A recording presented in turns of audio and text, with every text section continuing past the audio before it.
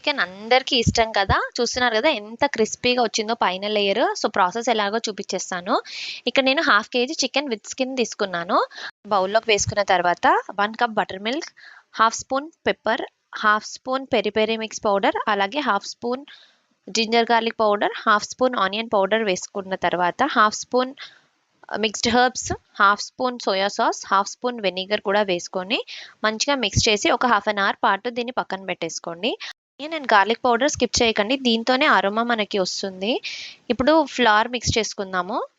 బౌల్‌లోకి మైదా, అలాగే corn flour, కొంచెం సాల్ట్, ఇంకా పెప్పర్ వేసి మిక్స్ చేసి పక్కన పెట్టేసుకోండి. పిండిని మాత్రం ఖచ్చితంగా జల్లించండి.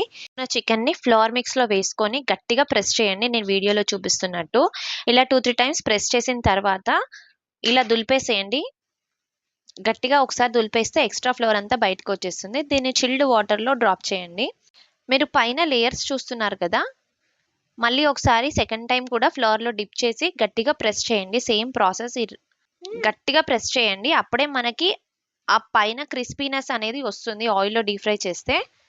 దీన్ని ఒకసారి ఇలా దులిపేసేయండి. ఎక్స్‌ట్రా ఫ్లోర్ అంతా రిమూవ్ అయ్యేలాగా. చూస్తున్నారు కదా! పైన లేయర్స్ ఎలా ఫార్మ్ అయ్యాయో. సేమ్ ప్రాసెస్‌ని రిపీట్ చేసి ప్లేట్‌లో పెట్టేసుకోండి. నేను మీకు 2, 3 పీసెస్ చేసి చూపిస్తాను. చూస్తున్నారు కదా లేయర్స్ ఎలా ఫార్మ్ అయ్యాయో. ఇంకా క్లియర్‌గా కావాలంటే నేను నా ఛానెల్‌లో ఫుల్ లెంగ్త్ వీడియో పోస్ట్ చేశాను. ఒకసారి చూడండి. సేమ్ కేఎఫ్‌సీ లానే ఎగ్జాక్ట్‌గా అదే క్రిస్పీనెస్‌తోనే వస్తది. మీరు కూడా ఒకసారి ట్రై చేయండి.